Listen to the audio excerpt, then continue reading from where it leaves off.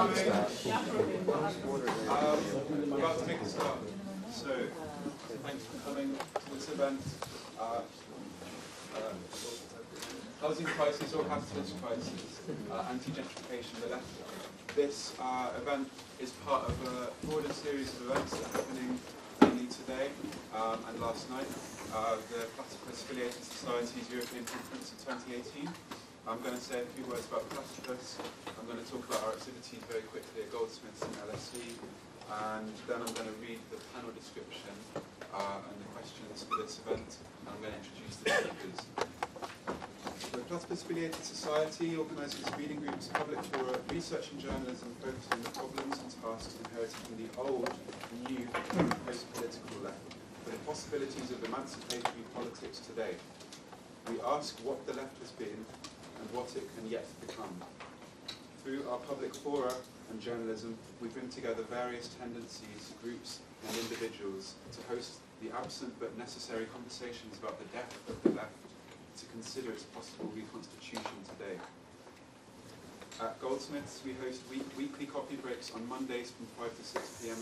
at 35 Cafe, and a weekly reading group on Sundays from 1 to 4 p.m. in this building in room 257. Please feel free to take copies of the free open submission Platypus Review, which is published monthly at the table at the entrance.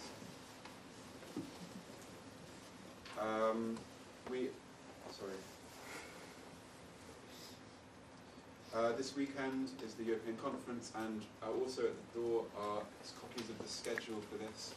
There are two more events, as you can see here, today, and there's a teach-in from Boris Kargalitsky tomorrow.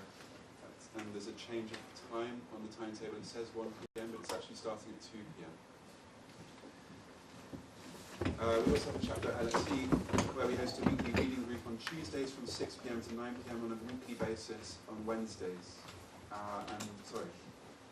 And a weekly coffee break on Wednesdays from 6 to 7 p.m. Okay, now I'm going to talk about the description of the questions. I'm just going to read that out quickly for this event to contextualize the event. In recent years, a significant current of left activists and thinkers has sought to mobilise around issues relating to urban change, most notably housing provision. Much activity has involved resisting gentrification, the economic displacement of marginalised communities, and lobbying established political parties such as Labour for investment in social housing or for rent controls.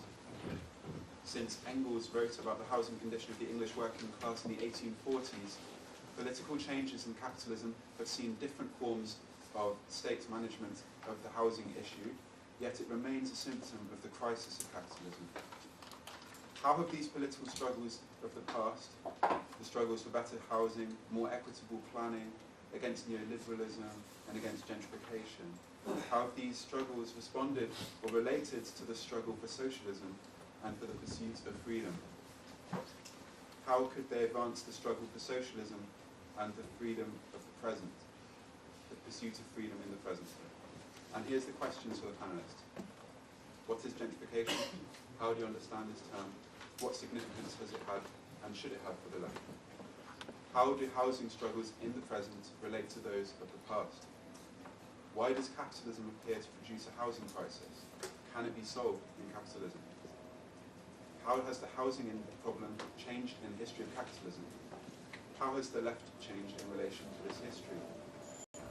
In what way was the post-war provision of social housing and urban renewal, banning issues of slum clearance, for example, considered socialist or not? How and why did the new left of the 60s and 70s take up urban geography and housing? And finally, how do campaigns around housing relate to the struggle for socialism? How does this task the left today? And I'm going to introduce the speakers. So first we have, on my right here, on the far left, Simon Elmer, who is the co-founder of Architects for Social Housing, which was set up in March 2015 to offer an architectural response to London's so-called housing crisis.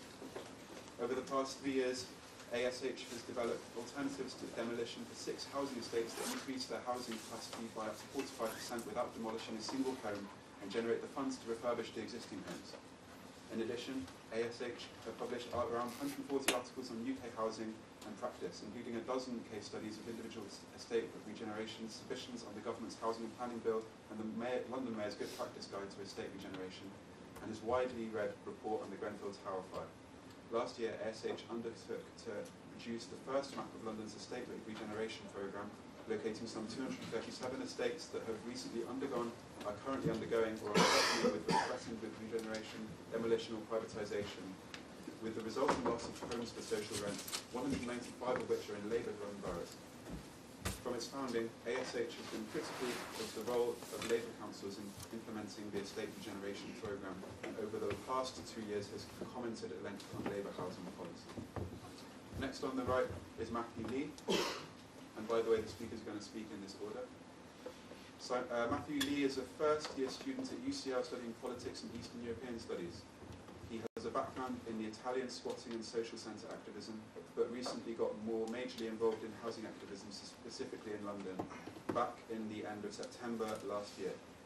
He's an organiser and activist for UCL Cut the Rent, a radical student campaign organising rent strikes and other actions to force the university to reduce their rent at their halls of residence.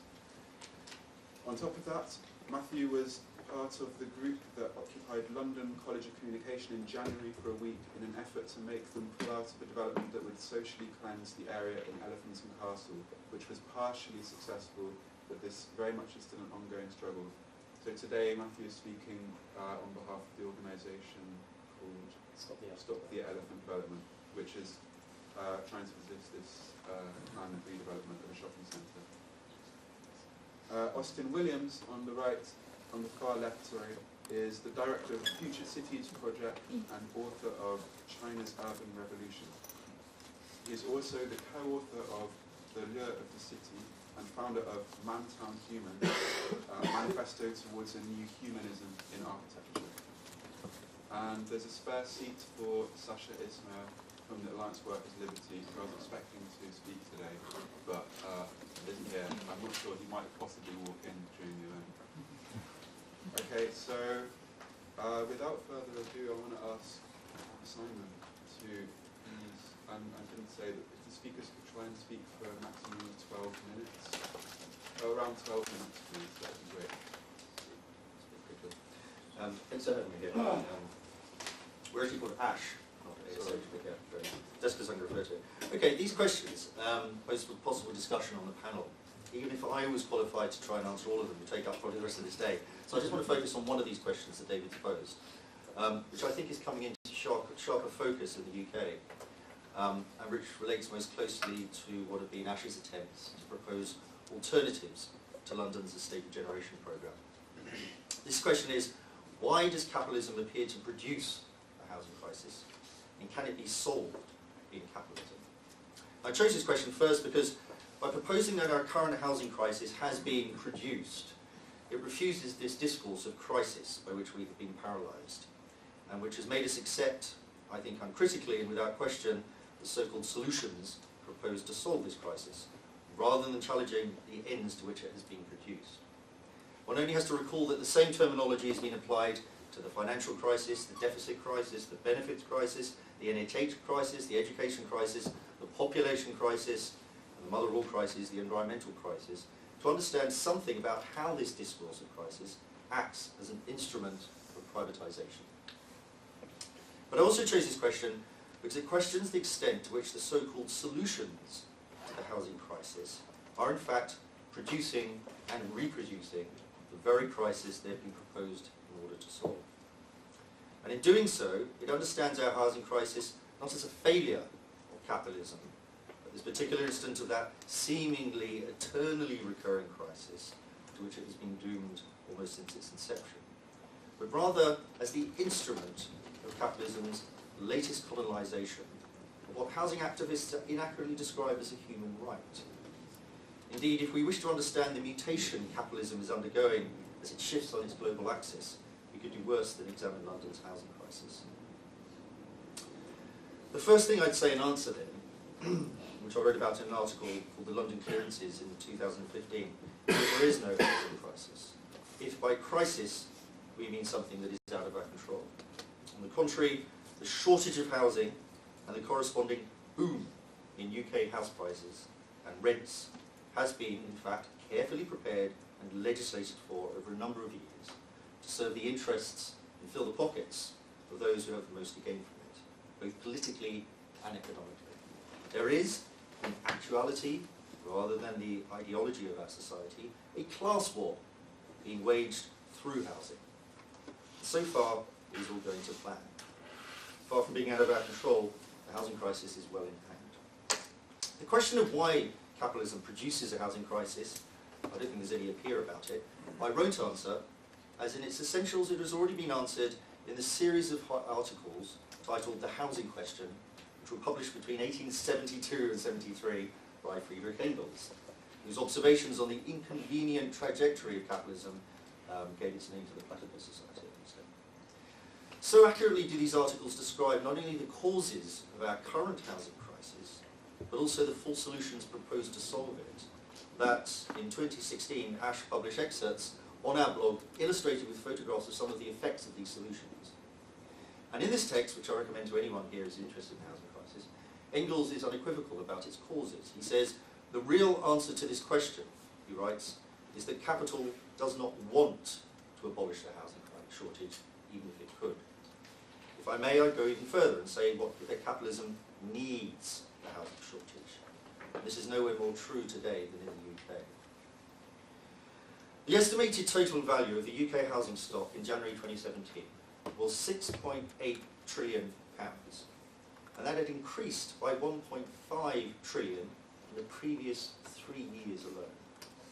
It's equivalent to 3.7 times our gross domestic product, and nearly 60% of the UK's entire net wealth.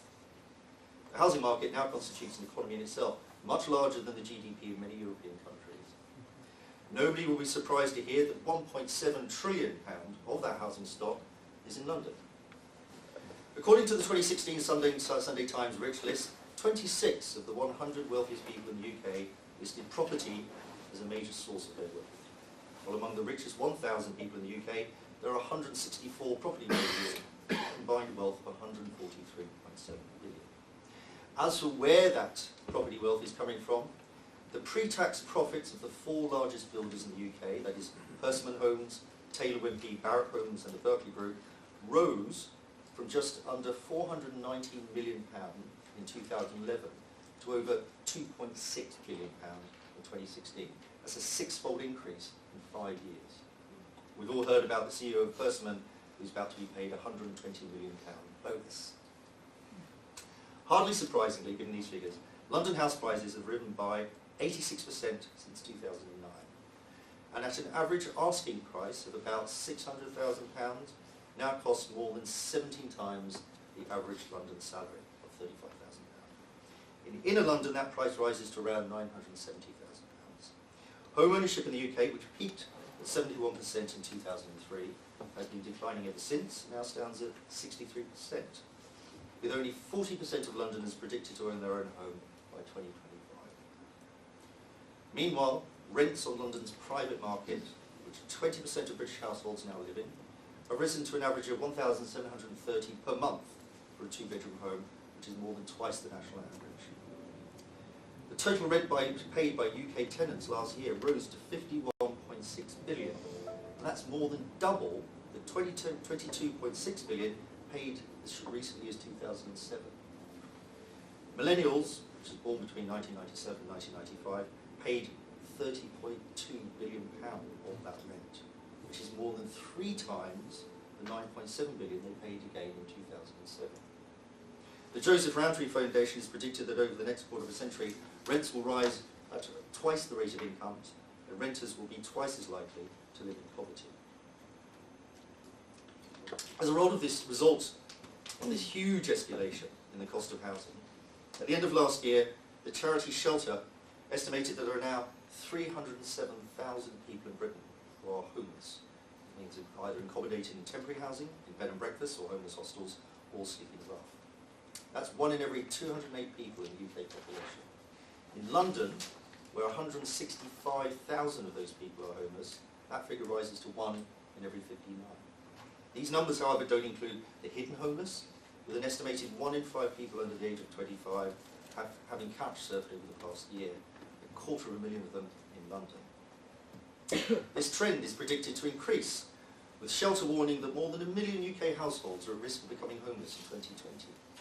Across Britain, the homes of 41% of semi-skilled and unskilled workers, and 31% of skilled workers failed to meet Shelter's new living home standard, while in London, 66% of all homes fail to meet this criterion of affordability.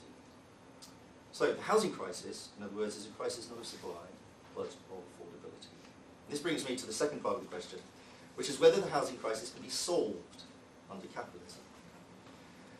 Even within the fine gradations of neoliberalism that differentiate the major political parties in the UK, at the last general election, the manifesto pledges on housing, published by the Conservative, Labour and Liberal Democrat parties, shared a remarkable consensus that the solution to the housing crisis was a massive programme of new build housing developments.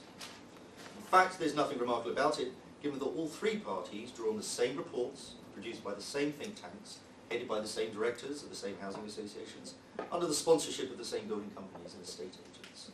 And what they all promised was that, if elected to the government of the UK, they would build 1 million new homes over the next Parliament. By doing so, they all agreed, they would not only provide the homes Londoners' present and future need, but also, according to this oft-quoted law of supply and demand, drive the price of that housing down. The trouble with this programme, this pledge, which industry professionals have all agreed is impossible to meet anyway, is that while the law of supply and demand describes a capitalist myth of competitive markets responding to human needs, London's financialised housing market, flooded by global capital, is driven by profit margins. More than 100,000 UK land titles are registered to anonymous companies in British overseas territories, such as the Virgin Islands. Transparency International has been unable to identify the real owners for more than half of the 44,000 land titles registered to overseas companies, but 9 out of 10 of the properties were bought through tax havens. An extraordinary 30% of properties sold in London last year were bought by overseas investors. At the high end of the market, that increases to over 50%. Building more homes, more properties rather, for capital investment and for buy-to-let has pushed and will continue to push house and rental prices up. And yet, that is precisely what the councils, housing associations, property developers, estate agents, architects and builders, given the task of solving our crisis, are doing. 59% of demand in London is for lower mainstream properties. That means £450 per square foot or below £315,000 for a property, and for properties for sub-market rent. But only a quarter of the roughly 38,500 properties currently being built will go on sale for this price. Instead, last year builders started work on 1,900 properties priced at more than £1,500 per square foot, more than 3 times as much, and only 900 of which had sold by 2018. As of January this year, there are an additional 14,000 unsold lower prime properties in the market for between 1,000 and 1,500 per square foot. By contrast, in the year ending March 2016, just 6,550 homes for social rent were built across the whole of England, and not a single such home was built in London in the year to over 2017. So I'm nearly finished. So even though he was writing about a London housing market a century and a half old, Engels has already answered this question for us. He says, capitalists have only one method of settling the housing question, after their fashion, which is to say, by settling it in such a way that the solution continually reposes the question. Now, from the refusal to see in this perpetual recreation of cause and effect, the systemic recreation of capitalism by itself, comes all the moralistic explanations of the housing crisis that try to explain it away by references to the greed of a few capitalists or the cruelty of the government. We have no shortage of such explanations today from the mouths of so-called left-wing politicians who sell something they call capitalism for the many, not the few, and whose proposed solutions to the housing crisis are in practice reproducing and multiplying its effects. The estate regeneration programme, which is the basis of housing policies of both the Labour and the Conservative parties, and which is systematically replacing the UK's council and social housing with properties built and priced according to the demands of the market, is the primary instrument of this reproduction. So, in response to this larger question, be convened to ask, housing crisis or capitalist crisis? My answer is either. The housing poverty and homelessness into which increasing numbers of the UK population are being driven are the products of the success of capitalism, not the symptoms of its failure. Thank you.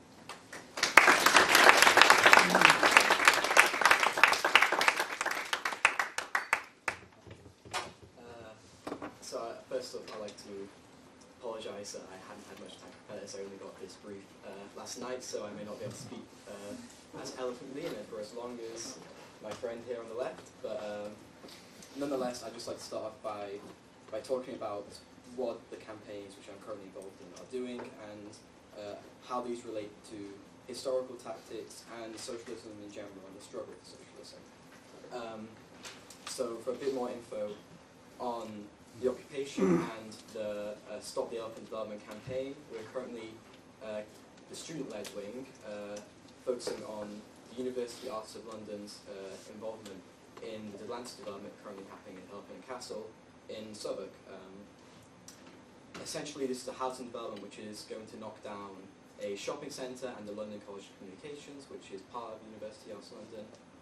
The shopping centre is majority owned by Latino and Latina shop owners, and it's very much the heart of the community. One of the only few places in central London which still has affordable rents for independent shopkeepers and, you know, affordable prices for the people who live there. Whereas this new development plans to not only not offer any sort of compensation to the shop owners or the local community, but also is only providing 3% social housing in its offer, with only 60 units in this 1,100 unit development being able to be afforded on the living wage in London, which, as we know, most people don't even have. So obviously, there's a problem. In Southwark, technically, the council, which is a Labour council, although Blairite, if I say, you're meant to have 50% social housing in any new development. This has already been reduced in Elephant and Castle to encourage developers, which, quite frankly, are not welcome in the area by local people. It's been reduced to 35%. So obviously 3% is just an insult to this.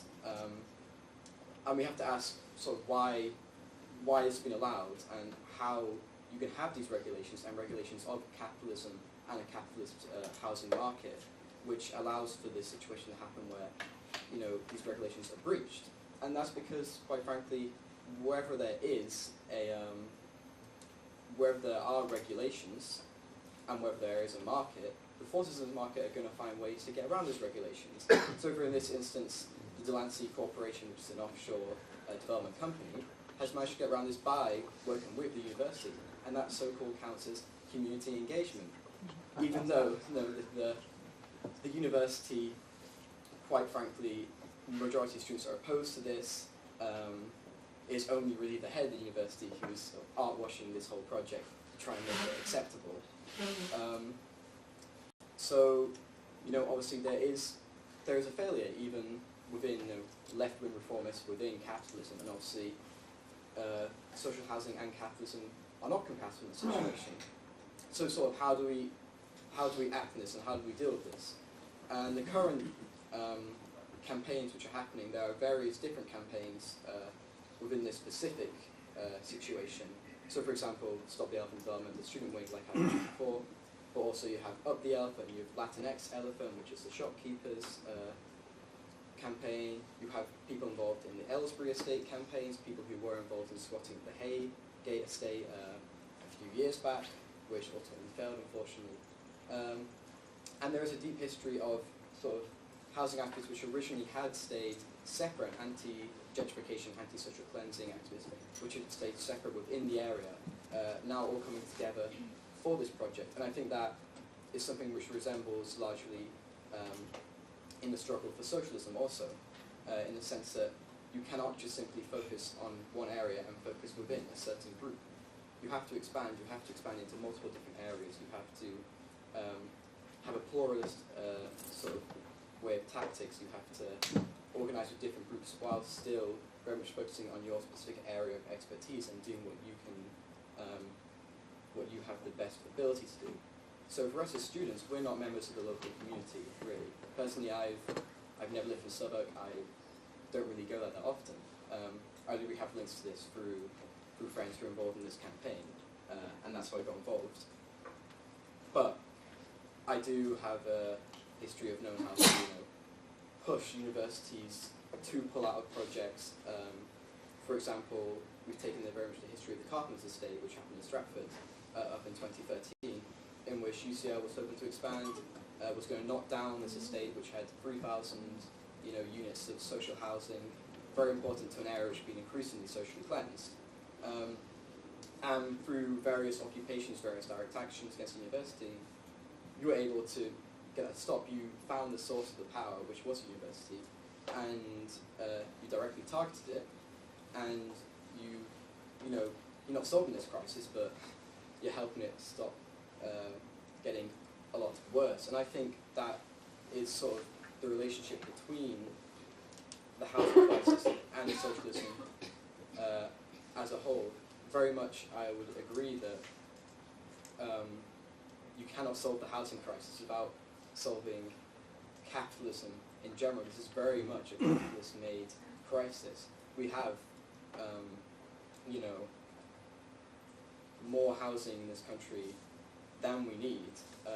And it is in fact even illogical for the capitalists themselves to create this crisis, to push working people out of their homes, to create housing which is not being lived in, but rather just a physical manifestation of wealth creation and wealth investment by capitalists all over the world. And Marx talks about this in Capital quite well. He talks about how even though in a lot of cases it is illogical for capitalists to create these crises and to act in such a way, it's simply impossible for them not to. It is very much systematic within capitalism that you have to compete, you have to continue creating capital, you have to continue creating wealth, if you will, in order to compete with competitors, in order to survive as a capitalist. And David Graeber, who is I think a wonderful professor who teaches actually here at Goldsmiths, gave a good example in a piece he did a few years back, where he talks about within the fossil fuel industry in Canada, these companies saw to the extent to which they are destroying the earth. They saw how unsustainable what they're doing was, how unsustainable their pursuit of capital was, and they know that they couldn't stop it. You had executives from these companies going to the Canadian government and saying, please put regulations in place before we destroy this country, before we destroy this earth. And so you have to ask, what actually can reformation and government regulations of capitalism can do? And the answer is quite not a lot. It's failed again and again throughout history, and we're finding that increasingly within campaigns and within the struggle, the supposed struggle for socialism, particularly in the UK, we're not focusing on progressing, but rather fighting back at the problems which capitalism keeps throwing at us.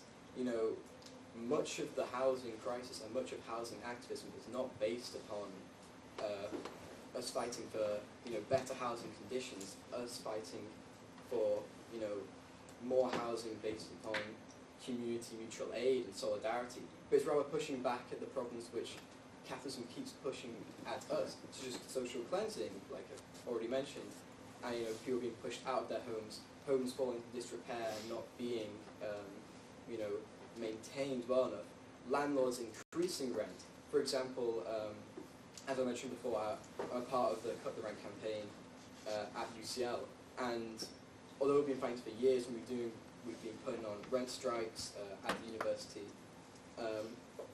our victories have unfortunately mostly been rent freezes. They've not been decreases in rent. We've only had a decrease in rent in 2 of our many halls. Very much I think the left and those who struggle for socialism in whatever form it may it be, you know, anarcho-communism or some form of state socialism, you have to start fighting for these issues within a more pluralistic way. You have to fight with them in combination with the general fight against capitalism, because otherwise this struggle is just going to continue going on. And you may win campaigns, you may stop the gentrification of an area, you may, you know, get rents to be frozen for however many years. But the issue is, in a few years' time, you're just going to have to repeat those struggles. No progress is being made, and ultimately that's what the struggle for socialism is about. It is about progress. It's not about simply trying to maintain the conditions which have been already won. You have to keep pushing for more. And I think that is a real problem within housing activism, particularly anti-gentrification activism, is we're not pushing for us to have better, to end capitalism, to end the crisis which capitalism has caused within housing, but simply is a fight against the offences which capitalism has put us. So, yeah, in conclusion, in short, sorry for rambling on a bit, I think the left needs to cooperate, it needs to take action, it needs to start making itself into an offensive operation rather than a defensive operation against capitalism, as we have, I think, seen. It needs to, you know, occupy, it needs to push, it needs to create solidarity networks, it needs to do all these things, it needs to, you know, not burn out, it needs to keep on acting in a way which very much puts the fire at the capitalist gates rather than trying to protect ourselves from what the capitalists are doing to us.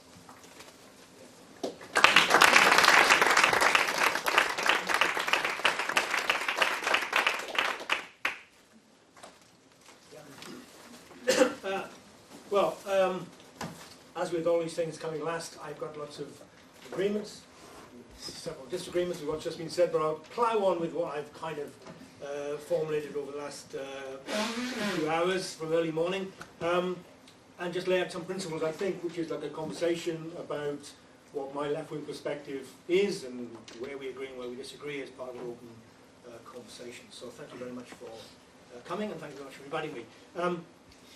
I've just come back from living in China for 6 years. I was teaching architecture, as it happens, in a university in China. And I know that there's a lot of very interesting, weird and wonderful left-wing groups here. I'm not a Maoist. I'm not, as a matter of fact, I'm a staunch critic of China. So don't get me wrong. But it is interesting to see the way that some of the cherished notions of, you know, left-wing politics, if you like, state provision, social housing, progress, you mentioned, development, like all these kind of things, how they play themselves out in another country. And it's slightly opened my eyes a little bit more, even when I came back, to think a bit more critically about what we mean by some of these concepts and whether we hold them daily as an orthodoxy or whether we can maybe start to challenge some of their principles. First off, I would probably say that as a general comment, and it is a general comment, it's striking that in China, gentrification is not a dirty word. I mean, first of all, there isn't a word for gentrification in China, but let's pretend that there is. The idea of gentrification is not a dirty word. It's basically social progress. It's about emerging towns and cities. It's about people craving social improvement and a route out of poverty. So this whole discussion really doesn't happen. In some ways, I mean, if you saw pictures of the Spring Festival TV show with the blackface performer, I don't know if you saw that. It's a big scandal in China at the moment. China was about 40 years, 50 years behind the times in many respects, admittedly maybe 20 years ahead of the times in others. But in some ways, some of these discussions about social housing and gentrification haven't really caught up to the way that we see it. And maybe all the better for that. Remember that in China practically everything is social housing, everything is state sector. Even the private sector is state sector. And most of it is beyond the reach of ordinary people's pockets. And the other thing to remember is that built by the state doesn't mean it's any good, which again is a very nice comparison with the UK. So I think we necessarily have to kind of celebrate it particularly. The desire for social improvement by any means necessary in a society that tends to regulate opportunities for individualistic advancement, means that gentrification is a pragmatic option. Okay? That's my starting point. And it reminded me when I was thinking about it for this talk about when I first moved to Newcastle. I'm from South Wales originally, but when I moved to Newcastle in the 1980s, my introduction to Newcastle was going along the Scotswood Road, and there was a brutalist concrete block there with a gigantic banner saying, "Get us out of this hell." I always remember it. I thought, what the hell have I come to? And they kind of, that was when gentrification was good. That's when regeneration hadn't become a dirty word either. And they wanted improvements. They wanted to move, or rather, I think the prospect of moving didn't hold any fear for them. The prospect of having their homes demolished and moving on and getting somewhere better was actually something which, you know, the idea of community wasn't kind of a stultifying concept that I think maybe it is today in many, in too many respects. Those people at the time wanted to have social improvements. In general, what used to be the case that if there was a 1980s very tumultuous times compared to kind of fairly static, apolitical, boring times that we live in today, but there was kind of a broader vision about what maybe society, whether in, you know, as a general political project or whether within its aspects, housing or whatever, had to offer. And I think that the idea of local authorities today paving cash, private landlords marketising their capital, ordinary people becoming pawns rather than social actors today, objects of history rather than subjects of history, notwithstanding what has been said already. I think that once you appreciate that, then disruption becomes a destabilising force to people's lives, and stability is created. You know, disruption is something to be avoided. And I think it's very interesting about the Brexit campaign, which is quite telling, I think, that once you have something which is so important as to be beyond your individual experience, people are politically motivated to make choices where they aspire to higher ideals than themselves. People are fully prepared to endure hardship, which may or may not come as a result of Brexit. They're prepared to challenge the sanctity of established communities for higher values. So I think that there's a social environment, social milieu, discourse, which I think needs to be challenged today, which maybe didn't happen in the past. I think the idea of Corbyn arguing that councils have to win ballots from existing tenants if any redevelopment is supposed to take place, these kind of like technocratic things are quite evasive and quite opportunistic. I don't think they represent necessarily democratic mandates particularly. And I think weaponising the issue of housing activism is not necessarily going to lead to a dynamic reinvigoration of politics. Rather, it'll be the other way around, I think. I don't think, I think it's going to be potentially akin to, you know, embryonic class consciousness, since we're in this room.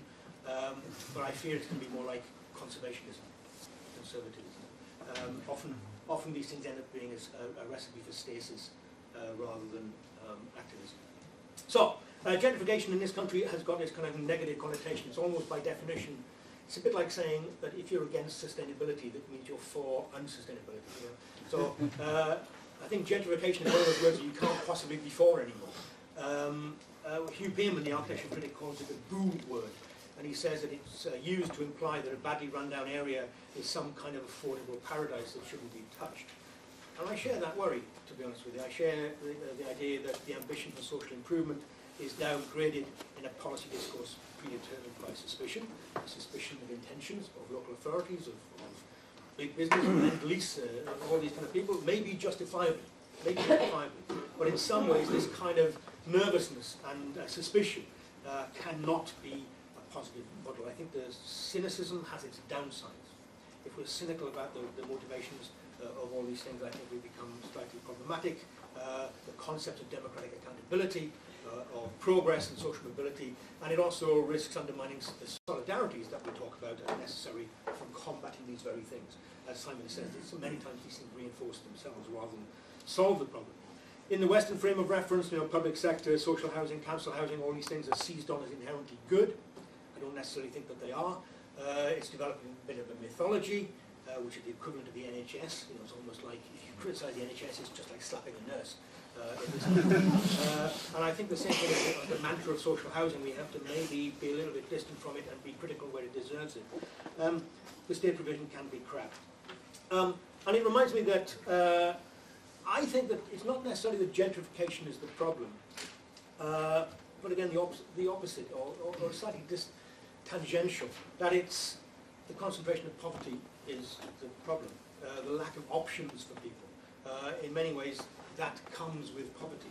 So in some ways, it's a social question that we're trying to discuss here, rather than the fetishization of housing.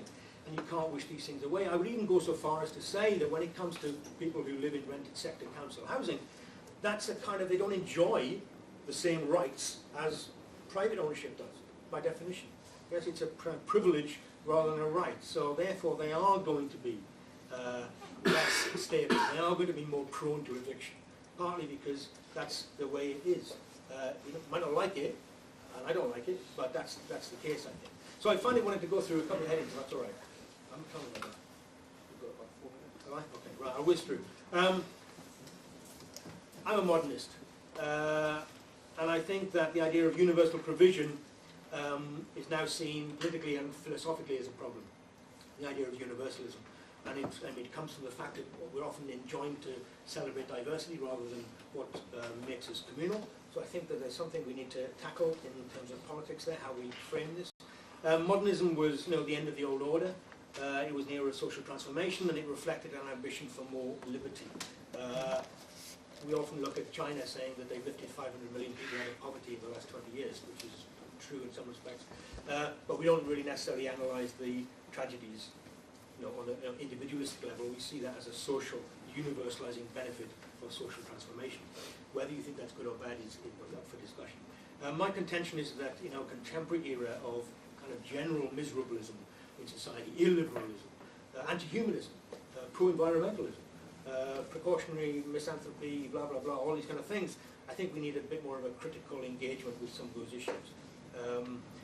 Which takes me on to progress, if I may. Progress, which you mentioned, Matthew, I agree with. I wrote a book called The Enemies of Progress exactly 10 years ago, which identified the creep of social and aspirational restraint within the discourse of sustainability or environmentalism. Don't do things today in case they cause harm to future generations. That's a policy of low ambitions, minimum disruption, and that's what I'm worried about. George Monbiot, the environmentalist, says environmentalism is a campaign not for abundance, but for austerity. Therein lies a problem for me. So for me, from that springs a notion that we should build less, not build more. And I really have a problem with that. How can you argue for more housing if you identify that housing is the biggest cause of CO2 emissions? How can you argue for social housing if you say, as Shelter does, that children living in social housing have more mental disorder problems? It's easier to pay for a psychiatrist than to build a house. More housing is difficult to advocate if we want to protect nature from concrete. And more housing is problematic if we say we want to conserve communities rather than maybe see these things as a social form in flux. So real healthy communities, I think, are social organisations which are not fixed entities. And Richard Florida himself says that place exerts a powerful influence over our ability to lead happy and fulfilled lives, which I think is a slightly far too fatalistic idea. It's not place, we create place. We make these places, and humans at the moment are playing second fiddle to the places that they inhabit. And the final thing on community, I'm reminded that 30 years ago, exactly 30 years ago, Prince Charles, remember him, called for a new community to be developed that will engender a sense of pride where community values are sacrosanct. And he said everyone ought to contribute to the planning and organisation of such urbanism. Then came the Localism Act as a direct consequence. Everybody laughed at Prince Charles at the time, but now you find that that kind of paternalism has been absorbed by planners and politicians alike, and these days contemporary architecture is forcing social solidarity into existence, and more worryingly condemns those people who don't conform within those communities. So I think I agree on general terms that we need good, well-designed, well-built, affordable, more housing, but I think that requires a political vision rather than a technical assertion of numbers. And it will also cause disruption to people's lives to do that, but for the greater good.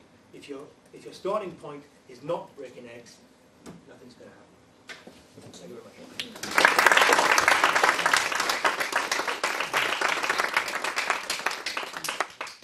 Thanks very much to the speakers for opening remarks. I'd like to ask, if possible, for the speakers to respond to each other now. So you have about 5 minutes. To reflect on each other's presentations. Start with Simon. Okay. one of the things we do at ASH is we propose alternatives to the demolition and redevelopment of council estates. And far from being NIMBYs or naysayers or anti-modernists or anti-progressives, we've come up with solutions which we have costed and which keep these communities together, which expand them and develop them. And we've been doing this for 3 years. We've done it on 6 estates. And so far, we've had almost 0 success. Our proposals are part of the campaign, but what we're up against, and this is my side of what I generally do in our organisation, is to try and combat these narratives, which I think Austin has just given us a very good sort of summary on. The reason I spent so much of my 15 minutes speaking quoting these figures is to show that in opposition, or it's distinct from these kind of abstract narratives of progress, what is actually happening from the building programme in the UK, which is being pursued primarily through estate demolition, not exclusively, but primarily, particularly in inner London, is not leading to this halcyon utopia of progressive buildings, but it's leading precisely to the kind of social ills which social housing was created to combat. So I'm afraid I think you've given a very good summary of the kind of things that we read in newspapers, that architectural practices tell residents when they're trying to explain why they have to keep them out of their homes, and which councils talk about all the time. I think it's very important that we don't get caught up with these abstract narratives, that we actually look at what's going on. Stop looking at the future about what we're promised is going to happen when we build these 1 million homes over the next 5 years. Look at what's going on exactly now. And hopefully the kind of figures that I quoted at you, if we took some of them in, and see what is actually driving this so-called modernising programme. It's got absolutely nothing to do with taking people out of their terrible poverty and all these associations that people have, these stereotypes about people who live in council estates, that they are suffering from mental illnesses and they're trapped in their body traps and all these sort of things, which is really pure propaganda. We know because we work with these communities, we study some. And what it's actually driven by is the kind of profit margins that come from these developments.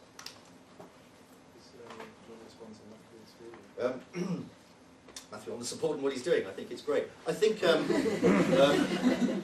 Matthew is, from sounds of what you've been doing, I know some of the campaigns you're talking about, I think the activism, I think I really liked what you said at the end about this idea that activism is very reactive. You're constantly sort of trying to build up walls where you've got these kind of literally these bulldozers coming in. And housing activism, I think for a long time, has been sort of stuck in that place, quite understandably. And I think it's very important that we make alternative proposals. This is one of the things that ASH is very involved in doing. We don't go, no, don't demolish this estate. We go, we've got other plans for that estate.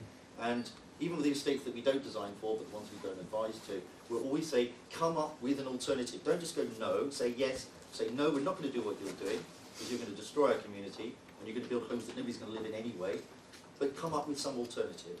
And I think it's very important that housing activism, or activism in general, doesn't get stuck in this very reactive kind of position that it has, I think, and starts coming up with a bigger kind of plan.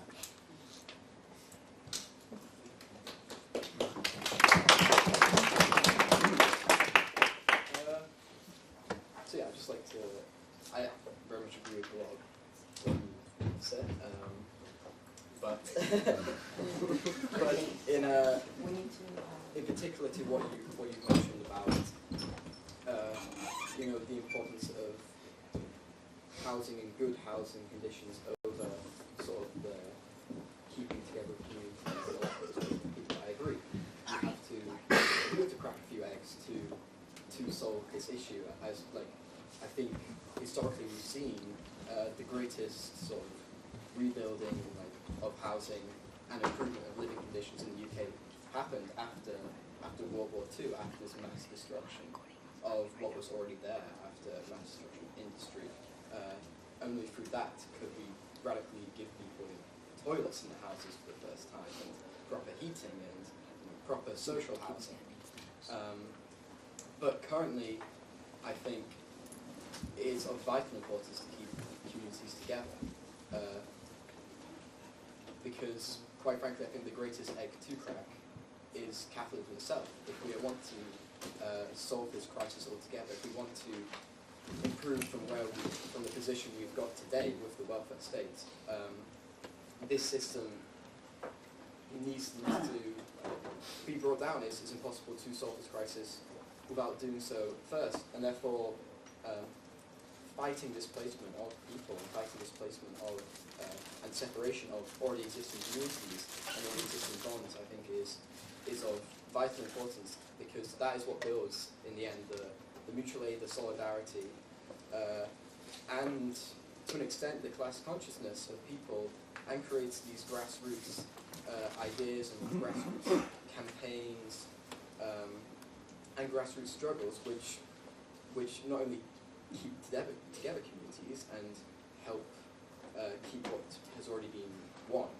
but also is what is fighting for the future and what is eventually going to help us progress. So I agree that the very much practical solution, housing, and improving and solving the housing crisis in the UK when it eventually happens needs to, not say look at gentrification, look at improving areas as something that's inherently dirty, but I think it is very justified to look at it that way whilst we're still living under this form of governance and living under a capitalist economic system. Well, I'm an anti-capitalist like the next person. I'm a Leninist. I mean, I think that it's very important that we challenge the system. The question is how you do it. What's the approach to it? So, in the spirit of anti-sectarian taking on the chin, I will say to Simon that maybe I didn't explain myself very well, because I'm not repeating these things and saying that private developers are the bee's knees. Matter of fact, they are, I agree with you, arseholes, right? I mean, they're part of the problem. And I know what they're doing it for, and they're not doing it for the common good. However, what I am trying to say is that it's a little bit like, I don't know, the aid debate or something, right? I mean, this may be a controversial, stupid point to throw into the conversation and get me even more enemies. But I would say that, there is an immediate necessity to give aid to people starving in the third world, while at the same time many people recognise that by giving aid makes people reliant on aid and doesn't allow human flourishing or even capitalist flourishing in a way that might otherwise happen. And so I get it. I endorse it. I mean, I think what you're doing is incredible, right? However, from my political perspective, I think that there needs to be somebody arguing also at the same time that there are certain limitations to that argument which reinforce, as you say, almost reinforce the same problem, which I would like to stand above. Yes? So, I mean, there's a very famous book called The Soul of London by Ford Madox Ford, where he basically says in terms of progress, we wouldn't move further forward, very Victorian archaic language, but we wouldn't move any further forward if we were to look at the minutiae of everybody's miserable life. Yes? We have to have a broader social vision about what's required, and that distance can seem quite Daily Mailish, can seem quite unappealing to deal with the misery of ordinary people's poverty, but at the same time somebody has to do it. So I'm saying that if we don't challenge the philosophy of restraint, if we don't challenge in many ways the sustainability motif, which argues that we shouldn't do things in case it causes problems, that we look as risk aversion as a model for the way we live our lives, of limitations, then we're never going to have future forward vision. Our vision is always tunnel vision rather than 360-degree vision today. And I think that's kind of problematic for having a broad vision of how you solve any crisis, let alone the housing crisis. I would only then say, just to add to that, just as a fillip, is that you said, I don't know whether it was a throwaway line that you could have, maybe I misunderstood, but you said we have more housing than we need. I'm always worried about that idea. I don't know what that means. Because I think we need more housing, we need better housing, we need a revisitation of existing housing, making it better. The standard of technology, the standard of aspiration today is not what it was 10, 20, 30, 40 years ago, and therefore I think we need to revisit our housing and have a constant rebuilding of what we need. So I don't know what, need and desire are two very distinct things, and I'm much more in the desire camp than this kind of, let's live with what we need. We don't need holidays. for their bloody nice things. Yeah.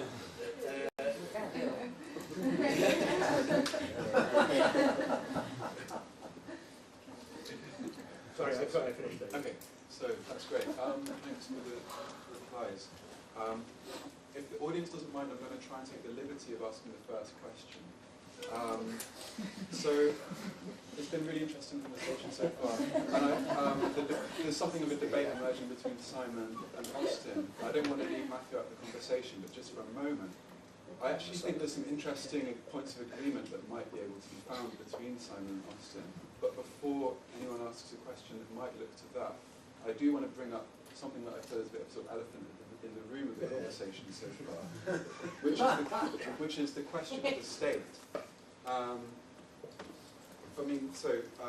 It's perhaps more associated with anarchism today, but the kind of smashing of the state, the overthrow of the state is absolutely a concept going right back from Marx and has been central to Marxist revolutionary practice for a long time. Even as far back as the 1980s, Marxists were more aware, I'd say, of this imperative to overcome the capitalist state. And the question of social housing fitted into that with anti-capitalist critiques of social housing. So I was wondering if you guys could reflect on the question of the state and its relevance to leftist politics today regarding housing and more generally, the question of the state, I suppose. Yeah. I guess, maybe I can cover this. One of the things we do when we, in ASH, when we try to promote, we try to tell people what it's like to live in a state, to combat these kind of stereotypes about them, that they are places of crime, that they are places of drug dealing, that they are subsidised by the state. I take from your analogy with overseas aid, that there's a very strong myth that social housing is subsidised by the state. Well, initially, almost every post-war estate is paid off its cost to build and its debt many, many years ago. What is subsidised by the state, this is the point I'm trying to get to, is the various state subsidies that are going to the development programme, which resulted in the things like Help to Buy, like Right to Buy, like Buy to Rent. All these enormous quantities of money going from the state, out of our pockets, into these private developments.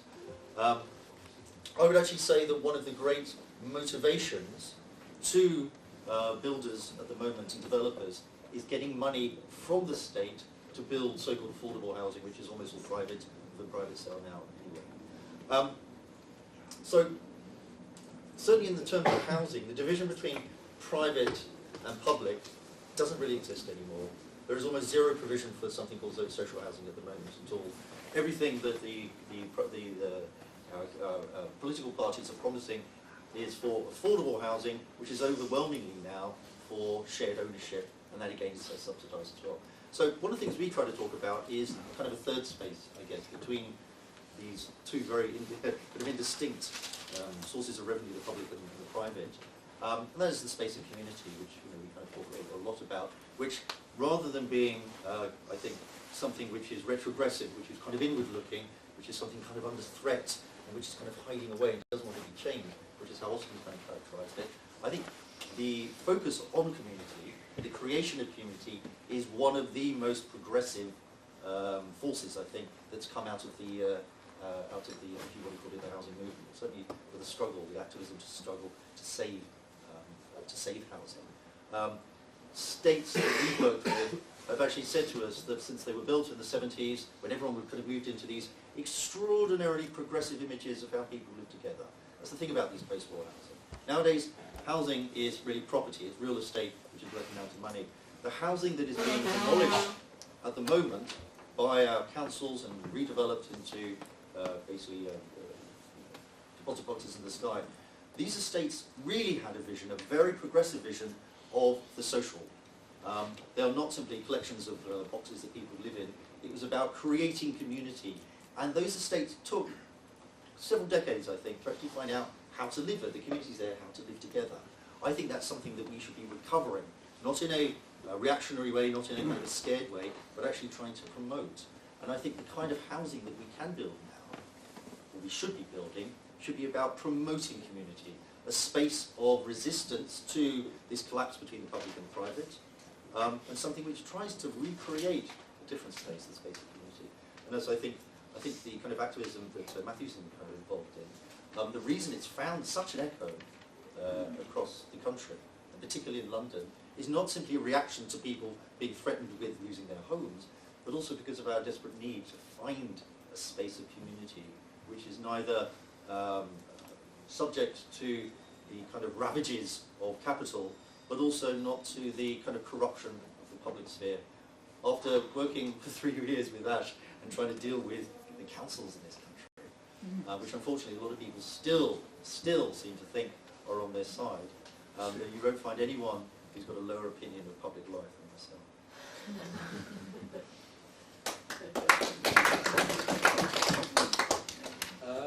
Yeah, I'm actually quite glad you brought this topic.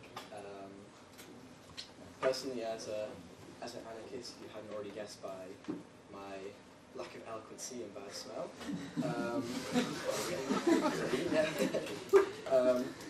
I do think that it is a dual struggle to get rid of capitalism and the state together, and one cannot simply go without the other. If you look particularly at the work of people like such as Popkin and more recently David Graeber, they've very much done research into how markets and states cannot exist one without the other. You increasingly see that wherever you have a state, there will also be a market, and in my opinion, markets are in the end what inevitably cause housing shortages, housing crises, bad conditions within housing, even within so-called socialist societies, such as, be very careful about what I call socialist societies. I think it's a big debate within the left.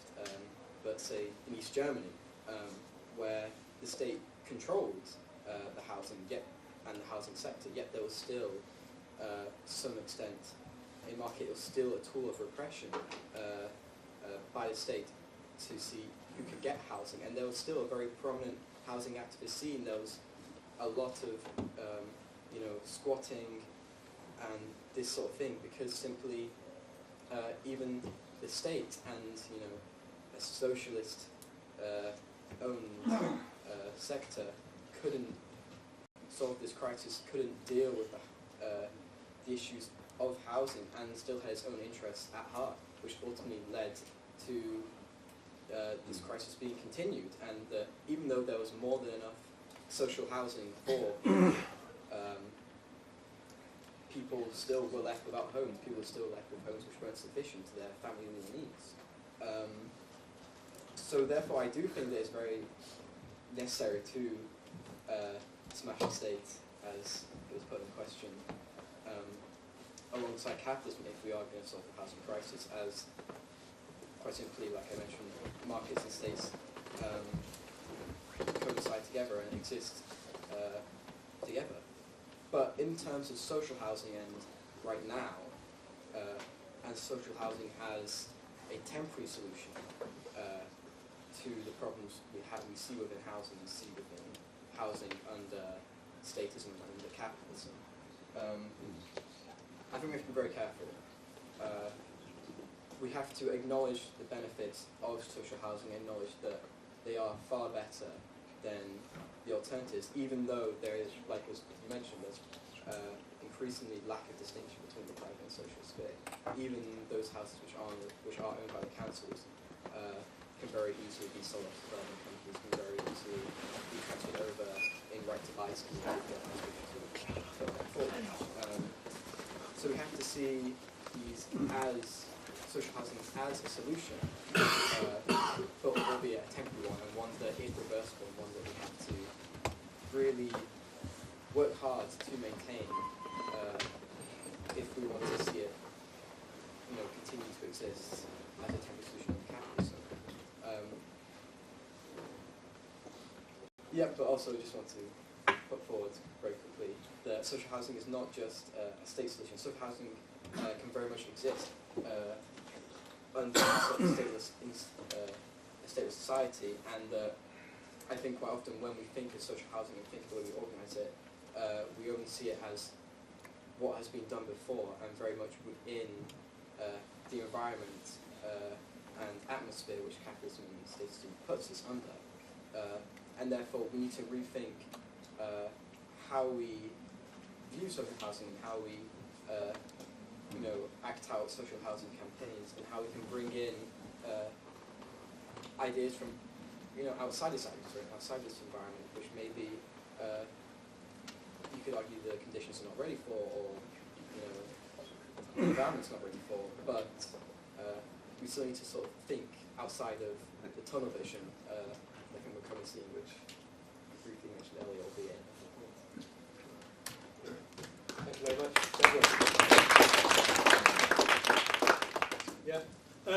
Okay, once again, I apologise if I'm not explaining myself as well as maybe I ought to. My bizarre shift to African aid example wasn't meant to be talking about state support or state subsidy. It was mainly looking at what invigorates agency, what creates the subject, the active subject in history. And I think that's the key we have to try to address if we're ever trying to build a socialist movement, any movement. Right? We're going to try and overthrow the state, or if you're just trying to do something on a small scale activist level, how do you overcome that general, whether you want to call it timidity, or the inability to break out of embryonic class consciousness? How do you transform that? Obviously, a Leninist perspective is through vanguardism, what you may or may not kind of have any truck with. But in general terms, the idea that you have to go beyond yourself is what I'm trying to say. And if you are constantly being, formed into small groups, and localism becomes a central feature of your life, then I think that in some ways, philosophically, as well as politically, but not activistly, actually is a restraint on you. Now, I have to say, it's a bit like, Marx writing about the family, still lived in one, in some respects. So there's something nice about families, there's something nice about communities. I get it, right? I get it. As a matter of fact, in today's society, I think we need to have much more active communities. I think we need to stop kind of things that are happening on the streets. We've lost and we've become individuated rather than and fragmented rather than anything necessarily with genuine solidarity. So creating solidarities, I'm all for it. I think the only thing I would say is that in terms of the table here is that I'm not going to do it. So I applaud it, right? I applaud it, but it's not, in some ways I do think it's part of a broader problem, and if we concentrate on that, we avoid or we shift away from what I think is the bigger problem to be addressed, and I'm sure that Simon and Matthew think the opposite. But I'm not going to do that. I'd rather use my energies to try and raise a kind of a political critique of the culture of limits and the way that we generally socially see the world. That's my thing. I think that in terms of Brexit, I voted Brexit because I'm a Democrat. Yes, and so it's a bit like these things where if we're against the state, which I am, what can I say? But obviously there's the nation state, which I think is a bit more progressive in a democratic tradition than the European superstate or unelected authority and technocrats. So on that level, are you going to condemn me for supporting the state, or are you going to see it as a necessary kind of fillip to go further forward? The idea of representative democracy, I'm against parliamentary coffee shops and all the corruption that goes with it. However, I recognise that it's, at the moment, if it's under attack, there's something in it which needs to be defended and held dear. So that's where I come from. So it's not necessarily a kind of a pro or anti-state. Fundamentally, deep down, of course I'm anti-state. I'm an anti-capitalist. I'm a communist. But I mean, the point being is that at today's, we have to understand the era and the problems in which we live today. There are very local, immediate problems of poverty, of homelessness, and I mean the disgrace of homelessness is quite staggering, right? And people who want to be involved and help with that, I completely endorse and I get it. I think for me there's a real problem of if we accept a culture of limits, then we're never going to build any more houses because fundamentally it's kind of, there's a culture of limits. So that's what I want to try and tackle. So it's maybe we're slightly tangential, but hopefully we're on the same ballpark. So I'm going to start taking some questions, but I want to take them one at a time just to start with. So Richard's had his hand up for quite a while. So I found this a very interesting discussion. Thank you. So I'm not familiar directly so much with London and the UK, but I'm familiar with North America, so a lot of my analogies would be drawn from New York and Chicago. In New York, I imagine, is similar to London. So two things. One, a short of overthrowing the state and expropriating the bourgeoisie. I'm sort of curious what sort of political transitional demands could be made. For example, things like rent control. And I guess like what I'd like is sort of more of an explanation of the process that's been going on over, say, the last 30, 40 years. Because certainly in New York, and I assume it's similar in London, New York was a much more affordable city in the 50s, 60s, and 70s than it's become.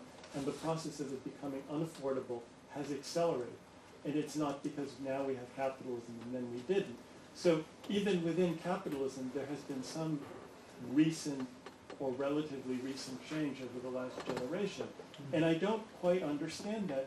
And I know that in a place like New York, which is not typical of the whole United States, that most people, I mean, obviously there's financialization and super rich people, but most people who live in New York or London are not rich. So at some level, this must be affecting the ability of capitalism. You would think it would affect the ability of capitalism itself to function. I mean, you still need workers to work in these cities, and there's a maximum amount that they can just pay and rent. And in places like New York, I know that the cost of housing has gotten so high, it's affecting not only working class and middle class, but even people one would have thought were upper middle class people who are finding it impossible to buy what they would have expected they could buy. And then I wanted just to ask one question also about gentrification, which I think is an interesting question. So one neighborhood in Chicago that I'm familiar with, and many other people will be familiar with, is Pilsen, which was a working class Mexican neighborhood, and it's been rapidly gentrifying because there's nice housing stock and it's convenient. And of course there's the tension between the white gentrifiers and the locals, which has a racial ethnic component. But there's also a clear division among the people who live there based upon whether or not they own their house, right? So if you own your house and you're a Mexican person, then you actually welcome the white gentrifiers because it raises the property value of your own property. Whereas if you're renting, then it's just going to drive up your rent and make it unaffordable for you to live there. So it's a kind of class split within the same ethnic community. So my question is, would you be in favor of policies that would encourage broader home ownership, or would you consider those conservative policies?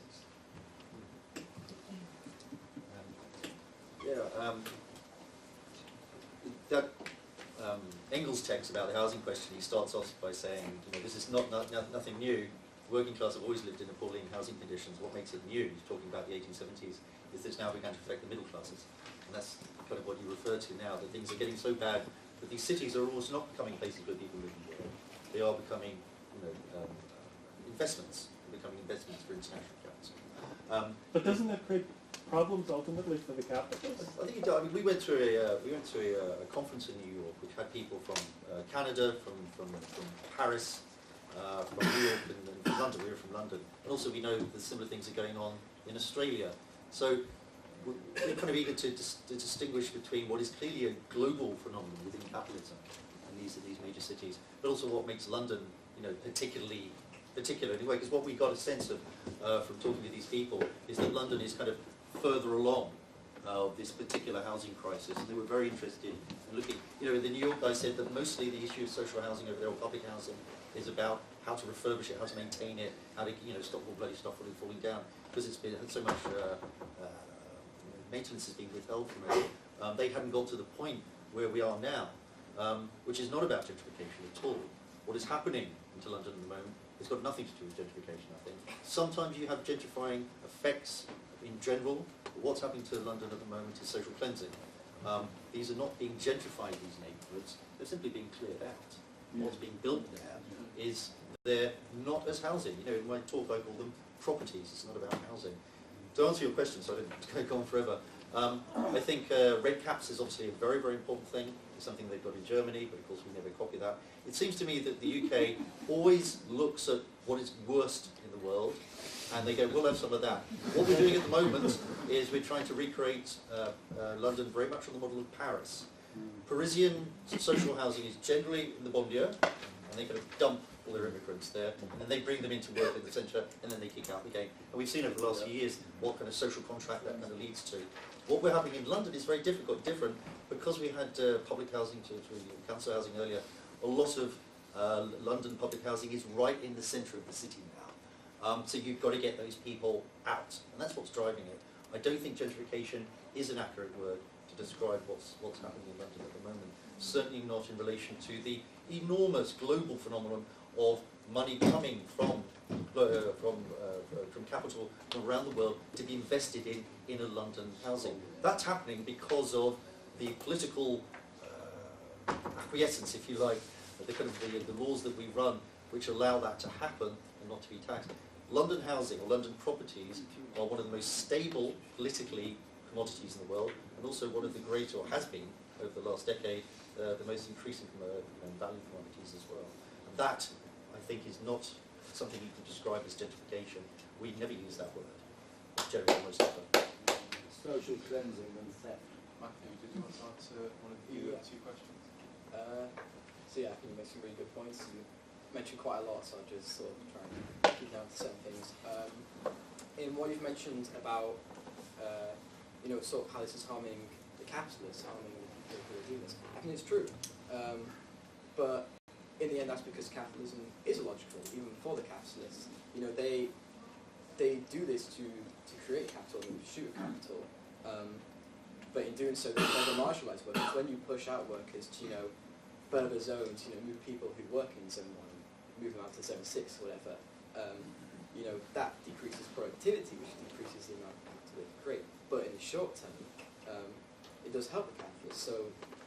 So that's why they do it. It's not a sense that, capitalism and the capitalists are very logical and that they're purposely planning to socially cleanse and gentrify these areas in order to long-term sustain their wealth and to help them in the long term continue to create capital. They're doing it very much in the short term, very much from a tunnel vision, and it's benefiting no one, and it's a problem systemic to the capitalist society. But it also, in terms of what you mentioned on home ownership, I think that's a really good point. I do think that it is important to, while we still have social housing and rents, that we do put in rent controls and that we do try and limit the damage which that states and capitalism put on specifically the working class. But I think encouraging home ownership is incredibly important, but it's also a very sensitive issue, and we have to be very careful how we do it. And we've got to make sure that if we encourage home ownership, it's got to be universal. It's not just encouraging home ownership for certain parts of, or certain classes, or certain parts of the class, for the upper working class, rather than maybe the, casualised worker. It's got to be encouraged home ownership for all, and you have to ensure that the system you put in place gives the ability for all to have home ownership. Otherwise, there will continue to be an exploitation and continue to be a separation of interests within the working class between those who own their homes and those who don't. But yeah, ultimately, I think home ownership is a very good thing, and I think it does increase community support and does empower people and does allow for the working class to take back more control and to take back greater ownership of their lives in general. I trample over your applause? Sorry. You want to applaud me? I haven't got that much to add. I don't think. I think I kind of agree with what's been said. I would only say that the model that's being proposed, and I think Simon's right, that there's a kind of a bourgeois architect conversation happening over here about what should happen, and then there's a reality on the ground. And if you read the architect's press, the big discussion is on collective Soviet-style living for upper middle class creatives. Dine in the collective restaurant, or there's increasing the rental sector, and again that's kind of premised, I think, well, I know from the discussion about sustainability, which is that, you know, we should never buy carpets anymore, we should rent them. Yes, we shouldn't buy chairs, we shouldn't buy anything anymore, we should always rent, because it's a transient relationship, and you can hand them back and they can be turned into something more useful. So that idea about using a property in the same way, where we now just rent it and see ourselves as a transient migrant community, doesn't allow us, I think, to then set down those very community roots that other members of the panel will be speaking about more fully. So I do think that there's something about home ownership which gives you a stake and a value in a place and a property. But I'm not here necessarily to defend it or to say that it's great or bad. You know, people do it for 1,000,001 reasons, whether it's for inheritance or whether it's for making money where they can't make anywhere else. It's very interesting to see that in Wales the right to buy has been banned. You know, they've stopped it. And you know, you could say that's a good thing, anti-Thatcherite kind of politics. But in some ways the reason for doing it is because they're not building any more, and therefore they want to eke out a little bit more use from the existing infrastructure. It's a little bit like that accident that happened on the motorway a couple of months ago, where they're turning the hard shoulder into an additional lane. Yeah, so instead of building more roads, you just say, look, we've got this hard shoulder, nobody's using it, why don't you drive on it? And of course, somebody parked on it and got ran into. So the thing is that if you say we're not going to build any more infrastructure, but we're going to use it much more, you know, efficiently by, you know, when you go to work, somebody else will go and sleep in your bed. Then there's an efficiency to that, and there's a communitarian kind of harmony to that. But I do think that there's something slightly negative about this whole discussion. So for me, it is about more. It is about providing more and better, rather necessarily than maybe how we purchase it. Okay, questions? Okay. Can we take Quicker one from, answers. is it Dylan? Thank you. I've got so much I would like to say, but I want to obviously try and keep it short. I'll go very quickly through. In fact, I'll start on your last point about building more motorways, for example. In the 70s, there was a big campaign around this concept of induced demand, which was everyone was thinking, oh great, you build more motorways, make them bigger, and you'll reduce traffic. In fact, what they saw happen was exactly the opposite. You actually create demand and you increase traffic. And this is exactly what we're seeing happening in the debate around housing supply and demand. We say, you know, the places where we're building more is increasing the demand for those in those areas. The places where we're reducing is reducing demand. So this is again just about trying to unpick this narrative around supply and demand, the idea that the market will supply, will be able to satisfy supply from demand, which I think is fundamentally flawed. The second thing, this idea you mentioned, this relationship between gentrification and some kind of social progress. I think it's a fundamental misunderstanding of what gentrification is. Gentrification is the displacement of one social class with another. It's not that social class becoming, it's not working classes becoming middle class. That's not what gentrification as a process is, in my understanding of it. And I think that's really, really important to understand these different terminologies really precisely, because otherwise we're using words which really aren't meaning what we want them to mean. I think that obviously comes back to your point about gentrification and what we're terming here as sort of social change, because there are different processes, I think, that are kind of going on. And then just quickly, just talking about different forms of ownership, and I think, you know, there are new forms of ownership which we're seeing coming through, which are collective ownership, things like housing cooperatives. And housing cooperatives aren't necessarily like, I think you were describing, you know, the kind of sort of posh middle classes, you know, sipping their lattes in CLT, in community land trusts, which definitely is a phenomenon.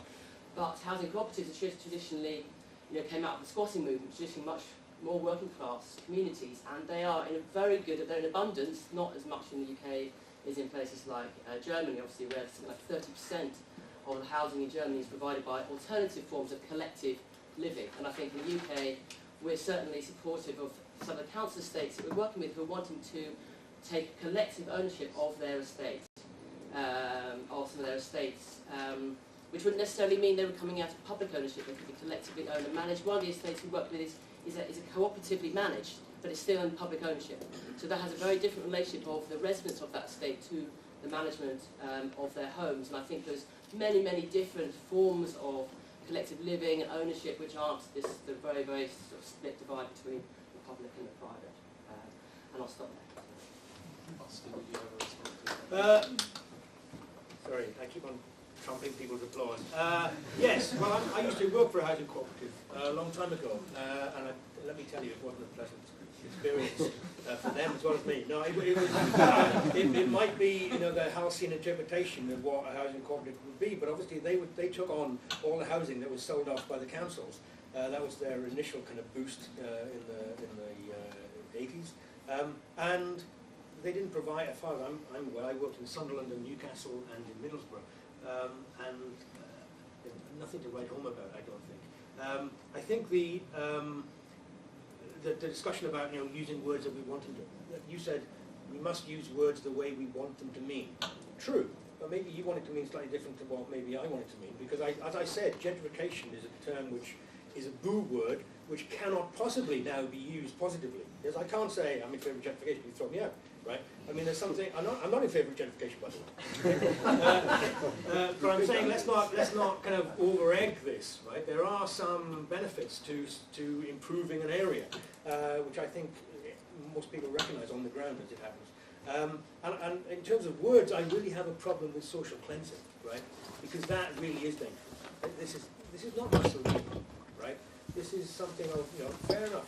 Poor people are being moved out of areas. Migrants, immigrants are being shipped to Bradford and pissed about all over the country. I get it, right? Call it what it is, but it's not social cleansing. It's not some kind of fascistic state mechanism. And if we use those terms like that, then we're really in dangerous territory. And we kind of muddy the water between, you know, evictions and the Holocaust. And this is something which I really feel strongly about. So, I mean, I get what you're saying. In some ways, I don't think we're on necessarily on the wrong way, different wavelength completely, but I think maybe we're on different sides about how we achieve it, or what the priorities are.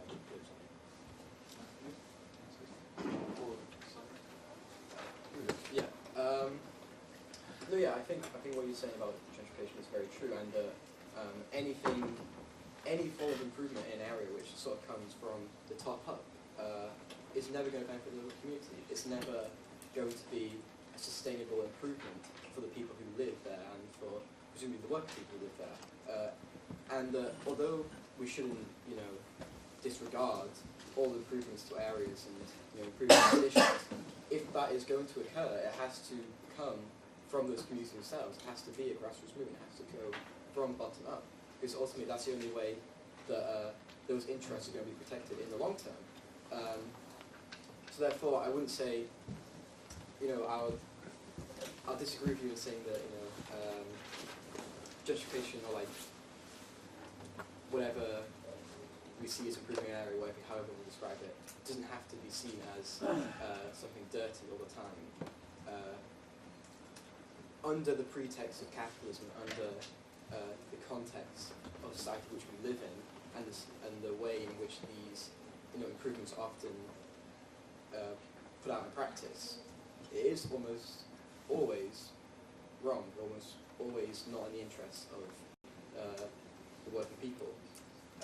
And we sort of need to build a culture around grassroots movements, not just fighting these improvements, but also, like you mentioned earlier, giving counter improvements, giving counter schemes, which are genuinely going to improve these areas for people.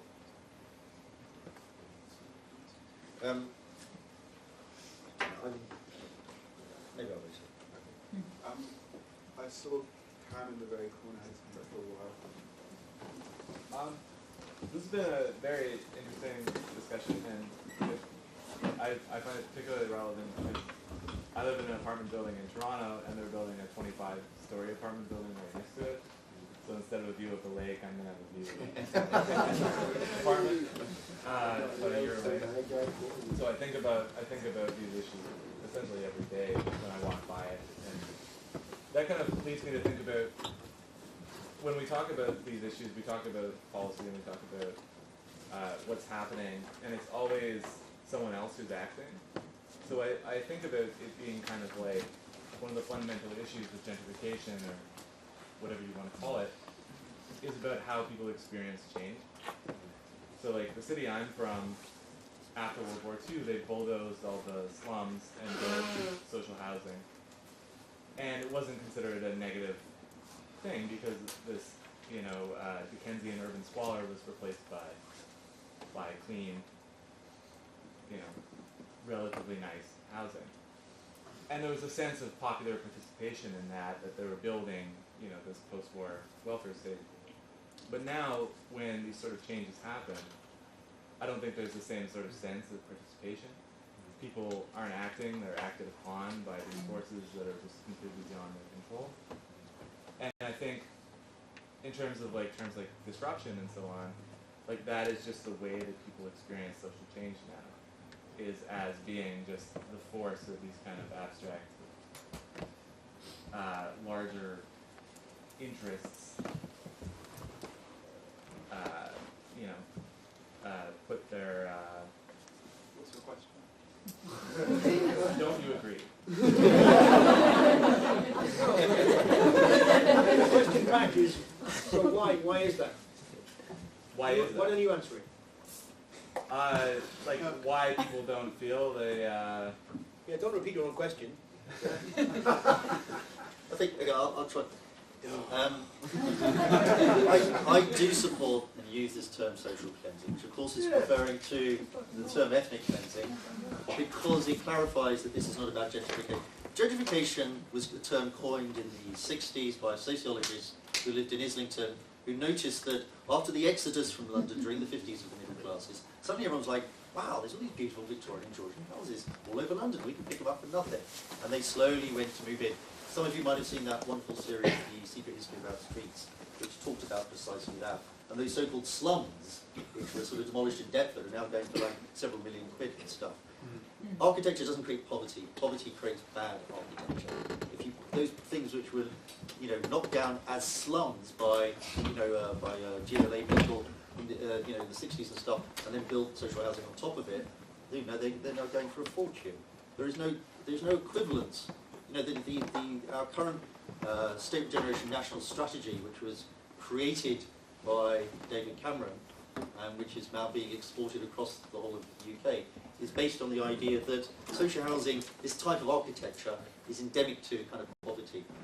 To answer your question, gentrification is a gradual process, and you might argue that when investment is brought into an area, it will kind of, maybe there'll be, it will kind of trickle down. It's all kind of trickle down theory of capitalism.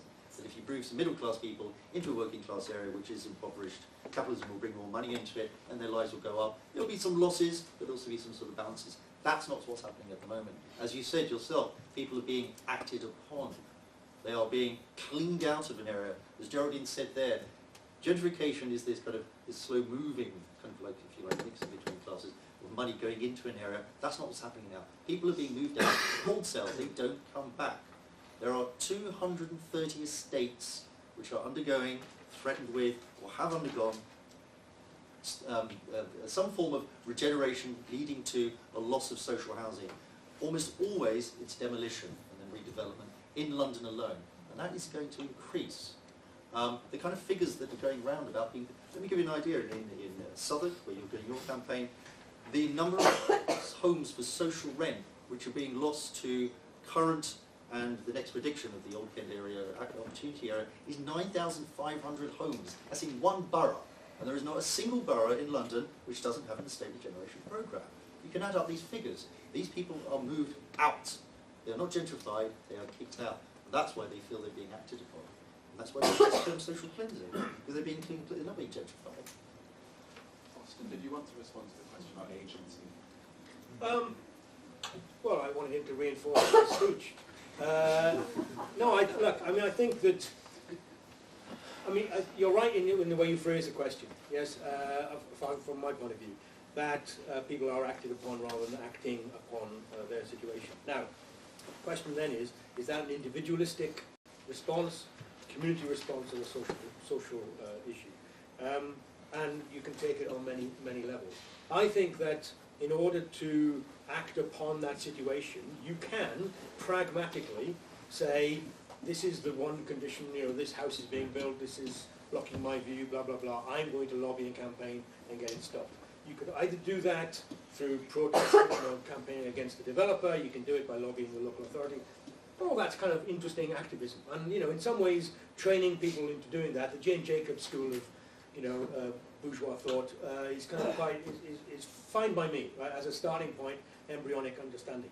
I do find in some ways there's an anti-democratic element to some of these protests, where rather than having out the political conversation, there's much more internal lobbying and hooting horns in local authority meetings to try and get things stopped, or even what's gone on in the Haringey discussion is up for discussion as to how democratic that conversation was. For me, the broader issue would be, how do you really create a sense of agency, not individual action, the ability to act on a situation, but the ability to see yourself as an active agent of historical change, so that it goes beyond the local, and you see something more social, which is why obviously there's a difficult scenario where that community might be drawn. Yes? So that's why is this so important? Can you say that? Because I'm interested in politics. What's your vision? But you talk about abstractly about what we could Yeah, do. yeah. We need to look at what is happening No. now. You can do that, right? So that's what I'm saying. That's where my example of aid comes in, right? Practically saving lives on the ground, starving in Africa. Somebody has to go in there and feed them, right? And I respect that. But I don't think it actually helps the development of Africa to resolve that in the future. Matthew, do you have a view on this today? And the agency question? Well, in terms of the question asked, I'll keep it short and this is not easy to talk. But I think the reason people are experiencing these issues differently and experiencing the way they're being acted upon differently is because, in general, our experience with capitalism as a force has changed rapidly in the past couple of decades. You know, the globalization of capitalism has created a much greater lack of engagement, a much greater sort of lack of community, a much greater, sense of just sort of disillusionment and bending over by people, particularly within housing, where it's so easy now to just bulldoze communities and to ship foreign investors in to basically empty out areas and just keep these homes as well. So I think when we look at why people's experiences with these things are changing, we need to look at it within a greater scheme also. We'll get that. We've got a question from Mr. Corbyn for a while. As you do. I'm Piers Corbyn, brother of, but I am speaking on my own behalf. I would like to point out that in 1968 I was there, and I don't think anyone else here was there. And we were the action. And what 68 brought us, and I think maybe some of you ought to talk about at some point, is student occupations, squatting, workers' occupations, and so forth, which were massive. Last night, actually. Oh, okay. Oh, no, Sorry. keep going, let go. And after we got rehoused from Elgin Avenue, Paddington, 200 of us, from the barricades, the GOC 3 years later was forced to give secure tenancies to 10,000 squatters. Right? So the point about it is that we had a programme of action and demands which worked. And what we need now is action and demands. And I'm sorry Simon's gone because I agree with 90% of what he said. I was in the International Marxist Group for a while, where we put forward this truth that the demand for decent housing for all was a revolutionary transitional demand, which means it can't be met under capitalism, but it's still a good thing to do, and it's a very reasonable thing to do. And in terms of the action demands we have now, I've got a list here of things that were agreed by Southwark Group of Tenants, by Requisitioning Empty Property, Southwark Group of Tenants organisation, and many others. Requisitioning empty property, rent controls, and so forth, and ballots. Now, I want to say the idea of ballots is good, very, very good, and it's part of accountability, which is good. And carrying on these ideas on demands, indeed, we had a massive action in Haringey, which has resulted in stopping that evil special purposes destruction of social housing vehicle.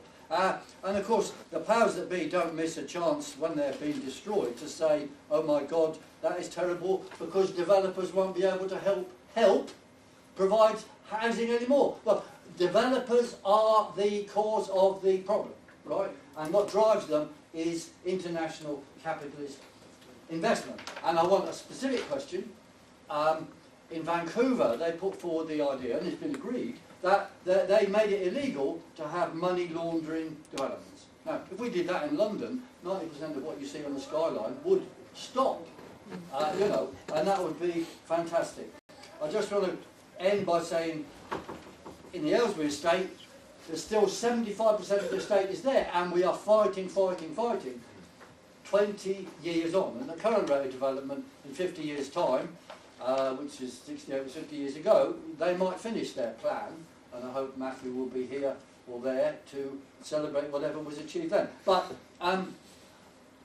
some key things have come out of the Aylesbury inquiry recently, namely that the council have admitted that refurbishment was cheaper, would be cheaper than demolition, and they admitted they didn't give the full information to the councillors. In other words, you know, the whole shooting match is wrong. So I just want to end by saying that we have to build a mass movement against social cleansing, and we've got a lot of people involved, and it really is now becoming a movement. And I can't read that. But the key flag that we fly under, if you like, has to be defend the vision which was, you know, put forward in post-war socialising, which it was fantastic, and it still is fantastic, and the alternate state, which would be there, you know, the golden egg of all developers, because it's next to Richmond Park, for example. I mean, you know, the powers that want to destroy everything good that was created after the Second World War. We have to defend and extend that vision under the banner of decent housing for all at cost. And I have many bits of paper here. Thank you.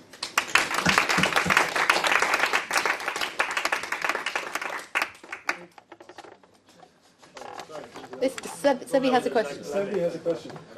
Sebi. Wait, I had a order. I had Sebastian, the other Sebastian first. Yeah. So I wanted to get, because he was, rent control was mentioned several times, and for rent caps in Germany don't work. So there are rent caps, but they essentially don't work. The rents are rising. And I wanted to come back to the homeowner question, which was raised, and I thought, like, isn't renting potentially, doesn't it be a potential of freedom, like because like home ownership seems to be a demand which is rather a petit bourgeois character, like the concern of the peasant. Yes, tied to his own land. So isn't there a potential in renting?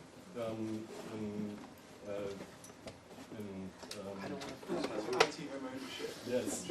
So, and my second question was like, what about rising wages? Like, isn't there also like a potential like organizing workers and others for to raise the wages instead of just controlling the rents? Okay, those are two really interesting questions. I would add on that. Okay, go on, add on to that. So I live in a city that used to be called Red Vienna. About 100 years ago, a bit less, they start to abolish the housing market. Basically, they just replaced it by massive state building. They knew that they will that this is not socialism. For them, it was a defensive mechanism to like defend the city actually against the countryside. But they were quite clear that like home ownership itself is not the goal. And on the one hand, like normally Red Vienna is like this age of like nostalgia for the left. But I was kind of surprised that it never got mentioned, because it's like the earliest and biggest attempt of the left to change the housing market completely. And it's like, again, I still like one of the biggest like offers of flats in the world, next to North Korea and Cuba. And Hong Kong.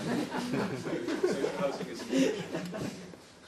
Social housing isn't socialism. They were clear about that, but they know that it's like a transitional thing.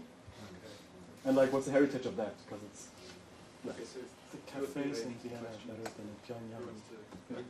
I'm quite surprised that you choose in favour of home ownership. I'm very against home ownership. I think that home ownership encourages you to see what should be something which is a use value turned into an exchange value.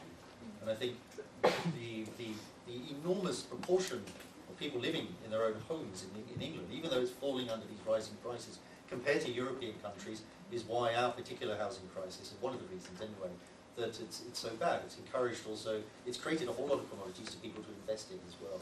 So I think it's one of the, I think home ownership and the encouragement of home ownership by subsequent governments, both Labour and Tory, certainly since Thatcher came in, and the enormous reduction in social housing that's come from that, has not only driven house prices up, it's also driven rental prices up as well. And I think that all comes from seeing homes as commodities.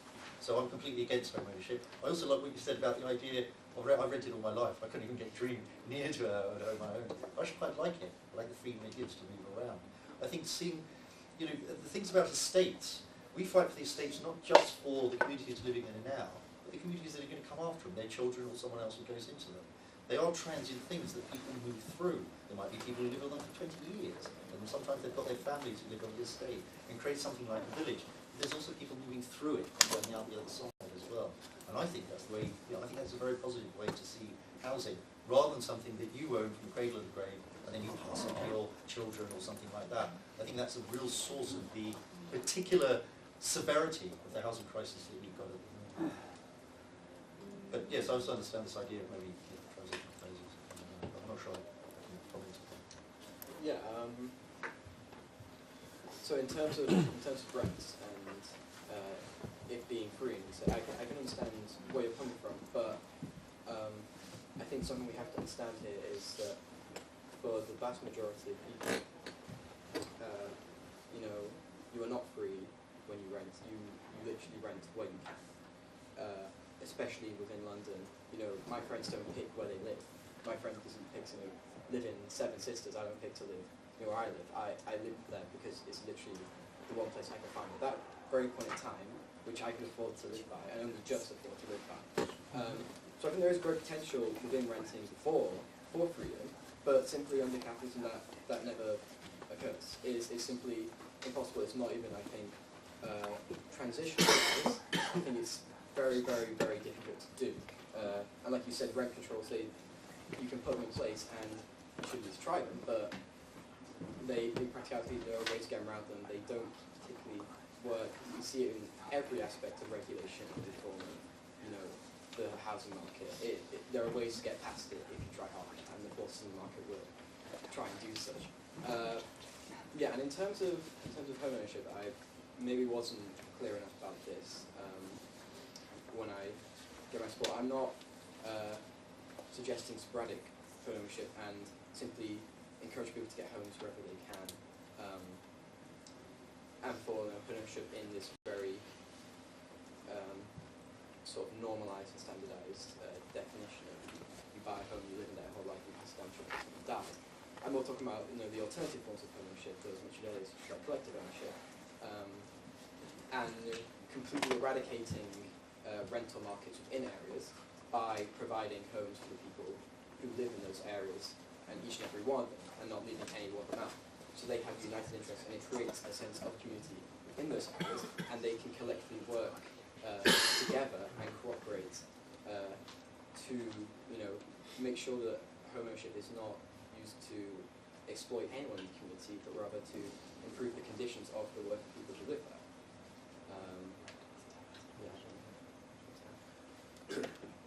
Well, I mean, ironically, in London, the rental sector is extortionate.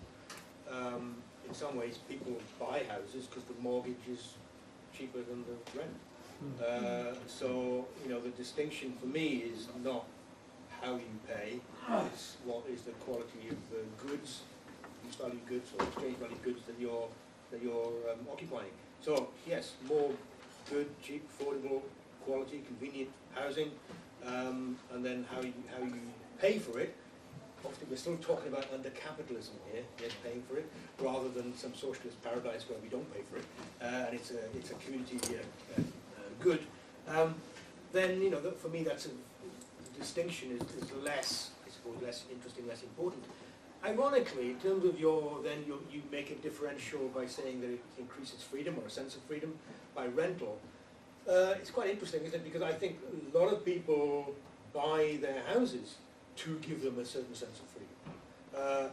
The capital what they might be able to sell to afford somewhere else. Yes? So the idea of renting is a freedom to maybe up sticks at 4 weeks' notice and move somewhere else. That's fine, I get it. But in terms of freedom as an independent agent under capitalism to maybe say, I have £100,000 worth of material here that I can sell off and maybe supplement my non-existent pension, then that's a different type of freedom. So it's horses for courses. Okay, we're going to have time for like one more question basically, and I'm going to ask two different questions. I'll ask you two questions. One from Lucas and one from. Yeah, my question was because we had this point on the panel about this comparison of the housing question with this aid for like third world countries or similar things. And I was kind of thinking about this piece by Rosa Luxemburg, Reform or Revolution, and how this was a critique of the Bernsteinian point of making reforms instead of revolution. And she was kind of critiquing that reform and revolution, that they are separated from each other, is already kind of a regress of how political understanding has undergone in the Second International. And I was kind of thinking, do you see your political action of like, or your goals like in the here and now as connected to the bigger question like in socialism or anarchism respectively there? And how are the goals for the here and now connected to this kind of bigger political question? And yeah, that's basically my question. Can I answer this? Yeah, this is actually my question as well, but I wanted to specify it in terms of the short and the long term, because Matthew, you talked about how capitalists sometimes act irrationally because they act on the short term but maybe don't think for the long term. But this problem is on the left as well, right? And so perhaps, for example, when we emphasize things like community and we defend like small shopkeepers and these kinds of things, it's difficult to see how that develops a class consciousness in this community that then could connect them to the greater struggle for socialism. And yet one might feel as a housing activist that that's the form in which one's like resistance or reformist politics must take, while you seem to have a vision of the future that's greater than just defending small shopkeepers. And so I wanted you all to specify if you saw your current practice and the way that you're presenting your sort of your theory and the work that you do as connected, and how is it connected to this revolutionary end, and if the revolutionary end in any way affirms or is in harmony with what Austin sort of presented in the beginning in his presentation as unleashing the forces of production that are in capital for the ends and the needs of humanity, as opposed to just restraining them and sort of playing this defense mechanism that Matthew described. Yeah, I think Just add to this, because it's I think like the same, like to specify like the point, because this like if you like, how do you see like the housing question or your engagement in the housing question to kind of like build up for something? I mean, because it seems that like the concrete demands are very local, like you, it's like a neighborhood, it's like the city, it's like concrete politics within your neighborhood. But how does it, or where do you see the potential and the possibilities for it to link up to like some bigger politics? Because something I noticed also is that rent is a problem, or it seems to be a problem, especially in big urban metropoles. What about the deindustrialized areas where actually rent goes down and where no one wants to live? Like the area where I come from, the Ruhrgebiet, it's deindustrialized. I mean, you can get a super nice flat, and the owner, he pays you $500 to move in and renovates everything because no one wants to live there. So is it not like also like rent concern? Doesn't it concern like sort of urban middle class? Isn't it that like an urban middle class concern for people in big cities? I think there's the same kind of question come up 3 times with the more like localist question here, the anti-localist, more of a specifying of a slightly more historical take on it. No, I was just asking about the relationship between your practice and this like end of revolution, whether or not it was about unleashing the productive forces of And capital. also, and we're really running out of time, unfortunately, because we have to finish. We're meant to finish on time so that we can start the feminism panel at 2 p.m. in the same room, and we need a break. So I'm sorry to do this, but if you could answer these questions and also integrate that into a kind of summing up remarks, that would be really good. I don't mind if you go and Yeah. So yeah, I think it's a very valid point to bring up in terms of how we link these issues to a greater socialist and sort of like revolutionary campaign. And the fact is that these, very much in the building of these campaigns, it is the building of activist networks. And it's not just a case of, I do this localist movement, and then once that campaign's won, we're finished. It mobilizes communities to rise against greater injustice within the area, and it actually encourages people to start doing things themselves, to start criticizing more aspects of their society, criticizing more aspects of their community, be more quickly engaged with themselves. And also, I mean, in terms of personally, my engagement with sort of housing activism is very much as a part of the wider struggle. I do these things not because I think housing, the housing crisis is the greatest issue which is facing society. It's simply part of a grander scheme of work that I do in trying to fight back against capitalism and trying to sort of encourage more people to get involved in actively fighting these things and actively acknowledging what is wrong with society. Because you have people who maybe are critical of capitalism, who are getting involved in these campaigns, who through these campaigns you can radicalize and make them become more revolutionary, who then in turn do that to other people.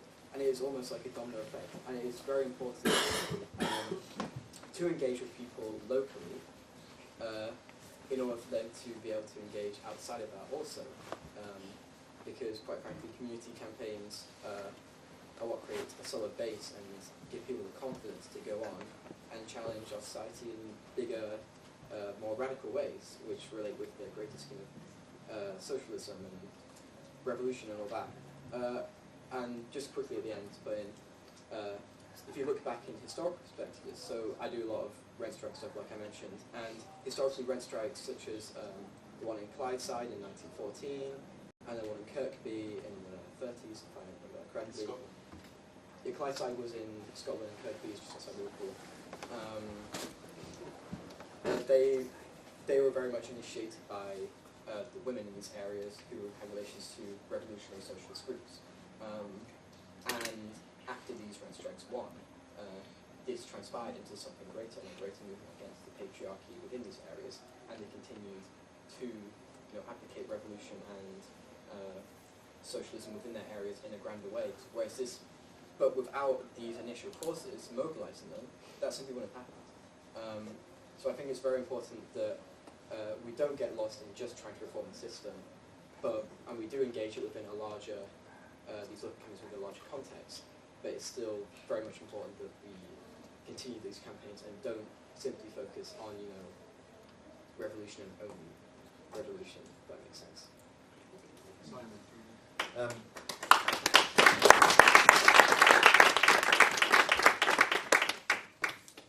Funnily enough, a couple of months ago I spoke at a panel like this, which I think Austin actually organised, which was called Reform or Revolution. I don't think that's a very, I don't think that's a good way of sort of thinking about what our kind of options are at the moment.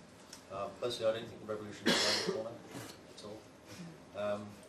I think the discourse of revolution, we need to do something radical and change things up, is actually put in the service of things like around here. Many of you have probably seen that great big poster of that girl with her hands in the air saying, "The rent revolution's here, £300 a week," or something like this. It's put towards, I think, this kind of idea of saying, "Oh, are you going to be a reformist, tinker with things? Are we going to do something really big and really change these things?" And I think that discourse of revolution, who's going to say, "Oh, I'm a reformist, oh, I'm a revolutionary," it's being used to promote, privatising kind of ideas of sort of, yes, let's kind of chuck everything out. Let's demolish these estates and build all these sort of jobs. So I don't think that's a very good way necessarily to think about it. The idea that the UK is a major revolution is just not one I buy for a second. On the other hand, something is changing, I think. Housing is something that affects everyone. It's one of these kind of like really big issues that is increasingly, as these kind of figures I quoted, going to affect everyone. In terms of our own practice, when we set up Architects for Social Housing, we're not a political group. We were interested in doing something, in real practical measures. And it came out of a sense that we didn't think the marching and the protests and the banners and even the very, very more practical things like eviction resistance kind of groups, getting up and standing and stuff.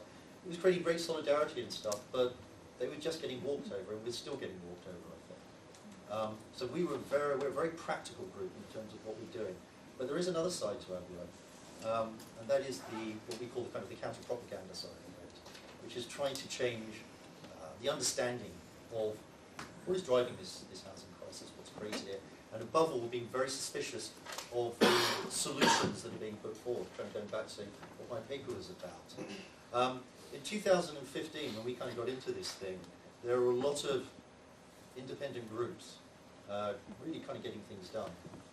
People occupying estates, whether it's the Carpenters or the Aylesbury, people getting up to all sorts of antics, and we were really attracted to that. We thought it was great. Even though there wasn't really a unity amongst it, but it was a collectivity, and people were kind of doing stuff. Now since then, that scene, in my opinion, has all but disappeared. And it's been taken over by the Labour Party. There's very few housing activists I know who are not also some form of believers in Jeremy Corbyn. And one of the things that we do a lot of, which I personally have become reviled for, is to actually read Labour housing policy and talk about what Labour councils are doing. And I think that kind of that collective independence of activity, or activism if you want to call it, that we had in 2015, has kind of formed itself into this, I think, incredibly naive and very uninformed belief that if we get Jeremy Corbyn into the government of this country, there's suddenly all going to be okay. And that simply is not going to happen. If you look at the policies, the housing policies of the Labour Party, they now call themselves the party of home ownership, for Christ's sake. Labour councils are the main primary implementers and innovators of estate demolition and redevelopment. I think I find it very worrying and very it really grounds me down that the Labour Party has so successfully managed to turn this very rebellious kind of anarchist kind of scene in 2015 into people who want to vote for the Labour Party, as if somehow under the people like Novara Media and things like the Spirit of 45 and Paul Mason, with his kind of singing the bloody red flag and stuff. They really kind of, there's this idea that somehow the Labour Party is being transferred into the party of Bevan, and we're all going to build all this stuff. It's just not there. We have to read these policies. So that's one of the things that we do. We try to get people to read these bloody policies and realise that voting the Labour Party is not going to solve other things. I'm not a politician, but in housing policy, what is going on now in estate demolition is a Labour Party policy. There is no split between these so-called Blairite councils and the Corbynites. That just doesn't exist. Read the stuff, read our stuff. We've written piles and piles about it. The other thing we try to do in terms of the long-term kind of idea of what our very concrete action does is we're also trying to change opinions about the role of architects as well. Because at the moment, the architectural profession, without which none of this happens, is completely supine and servile in serving the kind of the builders and stuff. So we're engaged both in a polemic. One of the claim planks is you don't need to demolish these estates to increase the housing capacity. But we're also trying to change kind of things ideologically as well. And that's where I get the sense of the longer term, kind of the bigger picture of our very particular matters.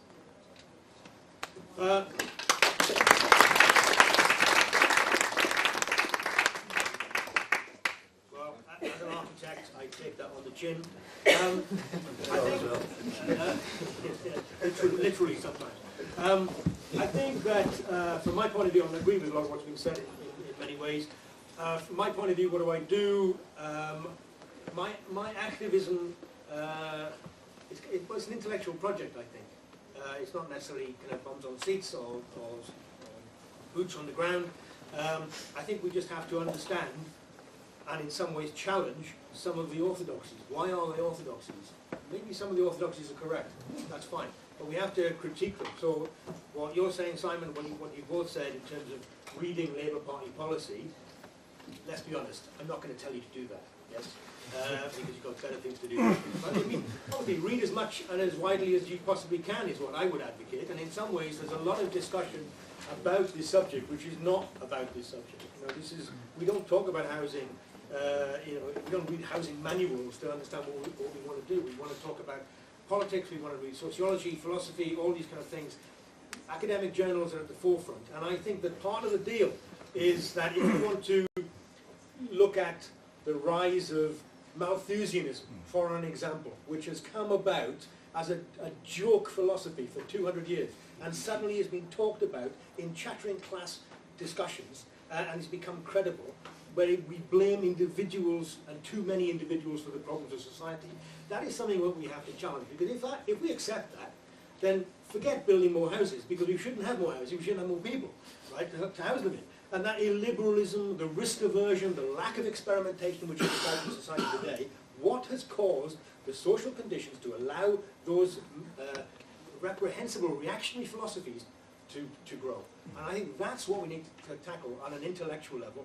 Then when we go on the ground, then we have much more armour to really kind of tackle these things on a first principle basis. So that would be my appeal to you. Read widely, get involved in discussing and this kind of event, and more power to whichever way you want to go.